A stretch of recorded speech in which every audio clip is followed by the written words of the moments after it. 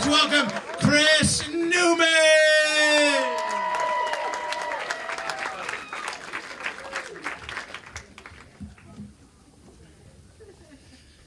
How's everybody doing tonight?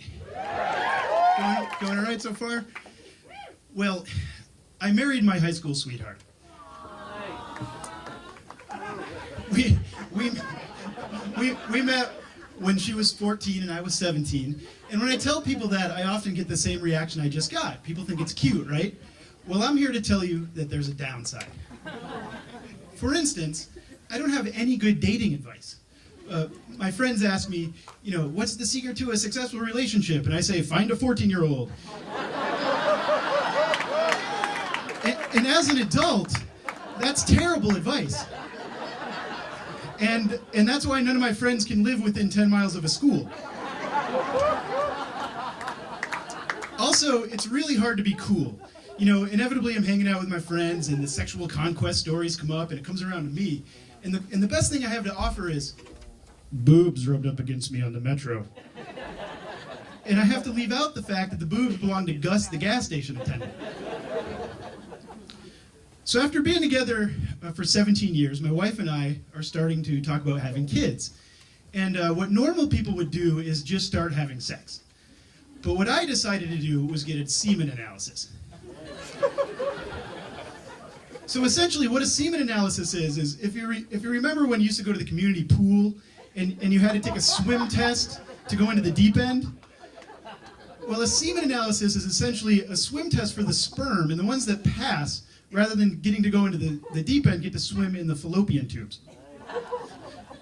So having a semen analysis accomplishes two things for me. One, it helps me to know that my swimmers are all going in the right direction. And two, ejaculating in a random office building is on my bucket list.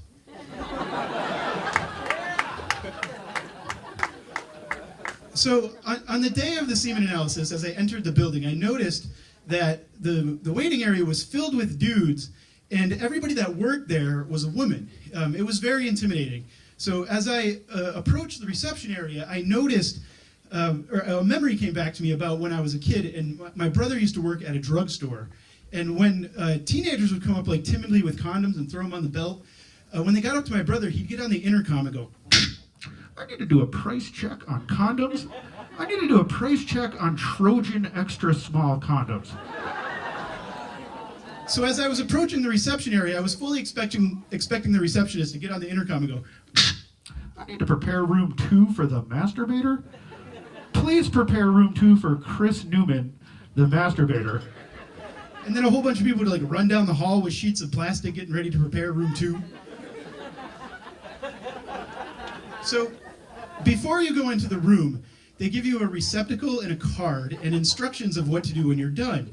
And that is to bring your receptacle down kind of this secluded hallway where there's a shelf and a bell. And you leave the receptacle and the card and you ring the bell to let them know you're done.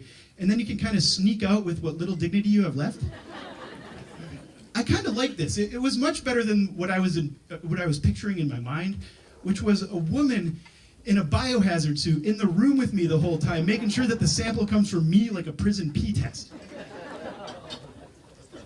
So, on the card that accompanies the receptacle, it has a box you can check that says, check here if you've missed the receptacle.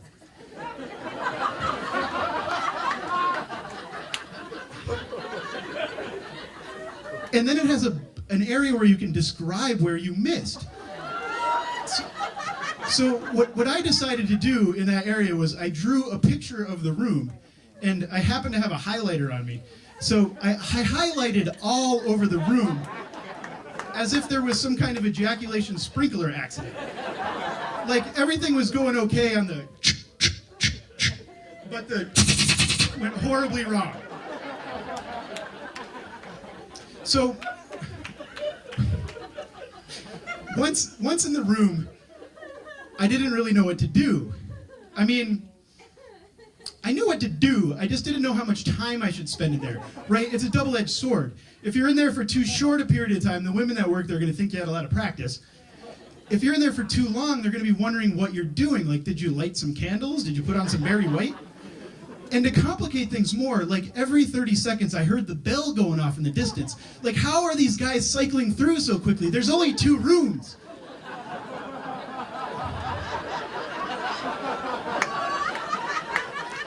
So the anxiety this caused, the anxiety of the uncertainty and the constant ringing of the bell created an inappropriate Pavlovian response. So yeah, now when I hear anything that sounds like this bell, I have an emergency in my pants. And you become acutely aware of what things sound like this bell when you have this reaction. Elevators, the toaster oven at work, my mom's ringtone. So you're probably wondering what the results were, right? I made you sit through this whole story, so I figured I'd share with you the results. Well, I have good news and I have bad news. The good news is that I have Olympic quality swimmers. Yeah, it turns out I have twice the amount of normal viable sperm. And I don't tell you this to brag, I tell you this because the bad news is, if you're within 20 feet of me and I hear a bell, there's a pretty good chance you'll be pregnant. That's all the time I have. Thank you.